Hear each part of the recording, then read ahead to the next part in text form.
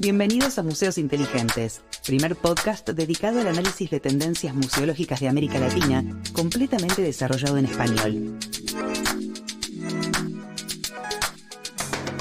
Bienvenidos y bienvenidas a un nuevo episodio del podcast Museos Inteligentes. En esta oportunidad vamos a hablar de marketing y museos. Siempre decimos que en este podcast hablamos sobre tendencias en el ámbito museístico, y claramente marketing no es una tendencia. Pero en la Argentina, y me animo a decir que en muchos países de Latinoamérica, es aún una palabra tabú. Antes que nada, aclaro que la idea de hoy es hablar puntualmente de una parte del marketing en relación a la comunicación y posicionamiento de marca del museo y de sus colecciones, y no tanto de la generación de ingresos propios que puede llegar a tener un museo, que de hecho puede llegar a convertirse en un futuro en un nuevo episodio. A lo largo de mi carrera he sido acusada varias veces de marketinera, entre comillas, como si esto fuese un insulto para los profesionales del ámbito de museos. Y por eso la idea ahora es, de alguna manera, enumerar los criterios o los pensamientos que yo fui recolectando de las personas que justamente se oponen a que en un museo se desarrolle el marketing. Pero antes, por suerte, no estoy sola en esta posición, y traje a Tatiana De Petris, que es la coordinadora de Mundo Digital del Museo Evita, y ella nos da su perspectiva respecto del marketing en museos. Bueno, siempre me gusta dar el ejemplo del video que grabaron Beyoncé y Jay-Z Apeshit en el Louvre en el 18. En el Louvre, que se supone que es como el museo, la institución academicista occidental, que no necesitaría, se supone, ningún tipo de promoción, porque todo el mundo conoce el Louvre. Cualquiera que viaja a Francia, a cualquier país, va al Louvre. Y bueno, esa sola acción de cerrar el Louvre, o sea, cerraron el Louvre para que pudieran filmar el video, y después el museo sacó un tour temático con las obras que aparecían en ese video, ayudó en el 18, o sea, pre-pandemia, a que el Louvre pudiera batir récords de visitantes. Más de 10 millones de personas lo visitaron ese año, y más del 50% de esas 10 millones de personas eran menores de 30. O sea que evidentemente, o sea, si el Louvre necesita hacer ese tipo de acciones, de ahí para abajo, todos los museos se pueden beneficiar con acciones de marketing. O sea, me parece que es como un ejemplo muy claro. Volviendo a lo que les decía recién, la pregunta que nos puede llegar a guiar en nuestro podcast hoy es el siguiente, o en esta primera parte. ¿Cuáles son los argumentos que he notado en varios profesionales para rechazar el marketing en museos? En un primer lugar, creo que es como el rechazo, podríamos decir, al dinero ligado a lo que es la cultura. O sea, cultura, museo, arte por un lado, y por otro lado se estaría el dinero, el marketing, el mercado. Créanme que aún hoy muchos profesionales tienen esta perspectiva diferenciada, y yo personalmente creo que en el fondo es una gran hipocresía. Toda programación, toda actividad que un museo realiza, por supuesto que requiere de dinero, requiere de presupuesto, ya sea un instituto o una institución pública o una privada. De alguna manera, esta postura es como decir que el museo no necesita este presupuesto, o que el dinero nace de un repollo. Y también siempre me pregunté lo siguiente, haciendo como una comparación o una analogía.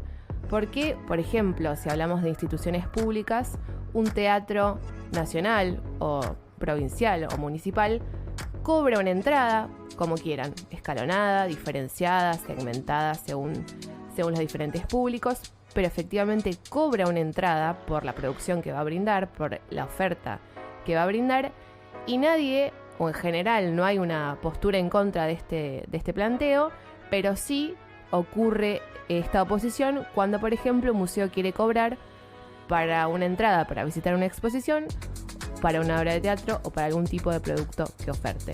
Al fin y al cabo es como invisibilizar los costos de producción de la oferta de un museo. Pero como les dije, la idea de hoy no es profundizar en este tema. Creo que efectivamente va a salir un nuevo episodio sobre la generación de ingresos en museos, pero por hoy lo vamos a dejar de lado. Siguiendo con el discurso anti-marketing, en el fondo o el trasfondo, creo que los profesionales que están dentro de esta postura consideran que el museo no es una industria cultural y que no persigue fines de lucro, lo cual puede ser considerado como real. Efectivamente, creo que un museo no debe o no debería perseguir fines de lucro. Pero esto no significa que no se puedan incluir y planificar estrategias de lo que los españoles llaman la mercadotecnia, ¿no? O sea, el marketing. De hecho, estoy segura que muchos de los que están en esta postura y que quizá me están escuchando, ya que yo esté hablando de oferta, demanda, producto en relación a un museo, les suena raro y lo rechazan esta postura.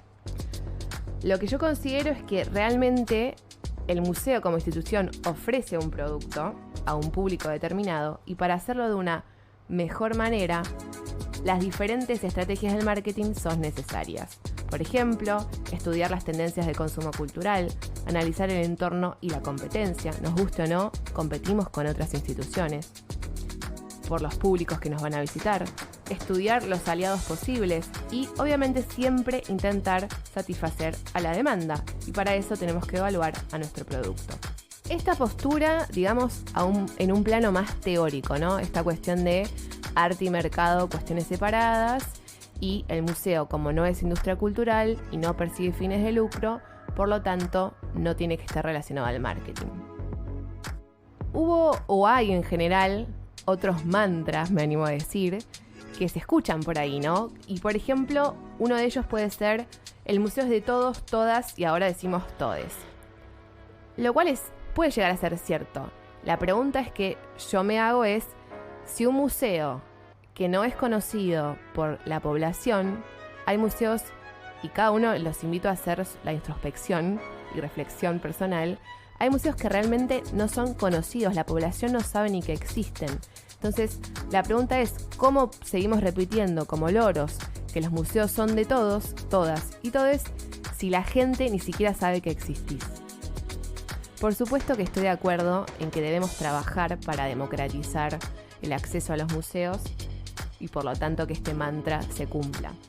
Y para eso, quizá en oposición a lo que muchos profesionales piensan, creo que el marketing puede ser un buen aliado. Y en relación a este punto, también otro mantra que se suele escuchar es que debemos trabajar para que la gente, la sociedad, la población se apropie o reapropie del museo y sus colecciones y por lo tanto de sus discursos. Confieso que a mí siempre me hizo ruido esto de la supuesta co-construcción entre institución, museo y la sociedad, público, porque de alguna manera creo que invisibiliza la asimetría de poder justamente entre una institución que tiene a sus profesionales, que gestiona colecciones, que determina los horarios de ingreso y demás cuestiones, respecto de un público que no participa activamente en la gestión de ese museo. Por lo tanto, a lo que voy es que finalmente es el museo quien va a determinar cuánto, cómo, dónde y por qué determinada población puede llegar a co-construir algo con esa institución. Pero volvamos al punto anterior. Si queremos generar o proponer esta co-construcción de sentido y resulta que tu población no sabe de la existencia de tus colecciones ni de la institución, difícilmente podrá esta situación ocurrir. Y paralelamente a escuchar a esta propuesta de resignificación o co-construcción de sentidos, escucho en general posturas opuestas a diferentes acciones o actividades, entre comillas, marketineras, que hacen diferentes museos en general en el exterior, que vinculan o que intentan, creo que ese es el objetivo, democratizar o quizá posicionar las colecciones en diferentes ámbitos que a priori nada tienen que ver con los museos. Como Beyoncé va a estar y va a filmar un videoclip en el Louvre, como el Duki va a estar en el Bellas Artes.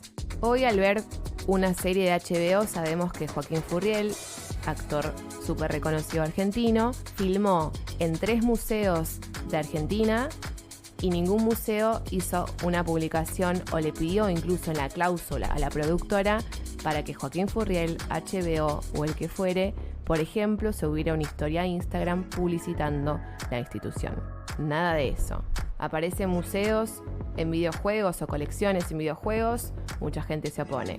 Aparece aparecen en realidad obras liberadas en una serie de Netflix, mucha gente se opone. Aparecen reproducciones de obras en un McDonald's o en un shopping, horror, se oponen las profesionales. Cuando escuchas estas posturas, lo que yo interpreto en el fondo es que no hay mucho interés en llevar al museo en donde efectivamente la gente está. Nos guste o no, la gente está en Netflix, la gente está en el shopping, la gente está en McDonald's. En esta dialéctica hipotética, muchos me podrán contestar, bueno, pero un museo público no debe, ni puede, ni debería generarle ganancias a un privado. De hecho, me lo han respondido en algunos cursos que he dictado. Para responderles, los invito a escuchar el capítulo del podcast número 1, donde hablamos de las alianzas de los museos con diferentes industrias culturales, y el número 3, donde hablamos de museos y acceso abierto. Pero les traigo una pregunta para pensar. Más allá de la ganancia que efectivamente quizá el museo le puede hacer generar al McDonald's, o a ese asociado, ese socio o ese aliado, la pregunta es la ganancia que esa alianza nos puede traer a nosotros como institución. Cuando digo ganancia no me refiero a lo cuantitativo, no me refiero al dinero, que no estaría mal tampoco, sino me refiero a cómo esa alianza nos va a ayudar a efectivamente cumplir con nuestra misión institucional. Es decir, divulgar el patrimonio y facilitar el acceso a bienes culturales públicos que normalmente no son visitados por diferentes segmentos de la población. Lamentablemente, todavía no hemos podido derribar las barreras simbólicas que alejan al público de los museos. Y acá les hago algunas preguntas que quizá les ha pasado, porque a mí me suele pasar. Cuando decís de ir a un museo, como un plan de fin de semana, por ejemplo, a amigos o a familiares, ¿no te pasa que lo decís y de pronto un montón de gente se acopla al plan y esas personas en su vida hubieran ido solas a ese museo? Como si necesitaran de vos, que sos del palo museístico, para que les abra las puertas de alguna manera y se animen a ir. O por otro lado, sabés que hay una muestra espectacular, una exposición realmente muy buena, cuyo tópico quizá a esa persona que estás pensando en invitar le va a gustar porque está relacionado a sus intereses, pero resulta que esa persona no se entera que existe esa muestra si no es por vos. Y terminás funcionando como si fueses un GPS cultural. ¿No te suele pasar eso? Si te pasa eso, es que evidentemente algo los profesionales de los museos estamos haciendo mal. No podemos repetirnos entre nuestros grupos o internamente de manera endogámica que los museos son de todos, si después tu familiar no se anima a ir solo al museo o esa persona que le gusta determinado tópico no se entera que una muestra existe. Me gustaría introducir otro tópico. Los museos son lugares de construcción y resguardo de memoria. Afirmación con la cual estoy absolutamente de acuerdo. Y ya vimos en otros episodios los diferentes problemas que hemos generado los museos justamente por haber decidido de manera unilateral qué íbamos a resguardar, qué iba a ser patrimonio y qué no. Para eso invito a que vayan a escuchar otros episodios anteriores. Y acá subyacen una dupla antagónica, la memoria versus el ocio, con la cual no estoy de acuerdo y si me permiten vamos a ir analizando por qué. Creo que vamos a estar de acuerdo en que los públicos visitan a los museos en su tiempo libre, en su tiempo de ocio. Por supuesto estoy dejando de lado al público cautivo como pueden ser las escuelas. Es decir, el público, los visitantes, van al museo cuando no tienen que trabajar ni tienen que estudiar. También podemos decir que quienes nos visitan buscan algo más, algo distinto en ese momento que, por ejemplo, pueden ocupar viendo una película en el cine, yendo a la cancha o yendo a la plaza a tomar mate con amigos. Entonces, supongamos que estamos en un domingo, en primavera, y la persona decide ir con su pareja, con sus amigos, a visitar el museo, en busca de ese diferencial. Pido disculpas, pero las palabras marketineras vienen a mi mente. Ese diferencial puede ser la memoria que resguardás, el relato que contás a partir de tu edificio, tu colección o algún evento concreto que el museo decidió gestionar y ofrecer. Y no sé ustedes, pero yo, la verdad que en mis tiempos libres, en mis tiempos de ocio, la quiero pasar bien. A lo que voy es, pasarla bien no significa necesariamente descostillarte de la risa o sacarte fotos con Pluto. Cuando digo pasarla bien, englobo desde llorar y angustiarte, acordate en este momento de una peli, no sé, romántica que viste y cómo lloraste, reírte a morir con una comedia teatral, por ejemplo, o aprender con un documental, leyendo un libro, y también incluyo sociabilizar en un museo, en una fiesta o en un parque. También incluyo descansar. Y obviamente los invito a completar el listado. ¿Con qué ustedes la pasan bien en sus tiempos libres? Y acá se me viene otra palabra ligada al marketing, que es la experiencia.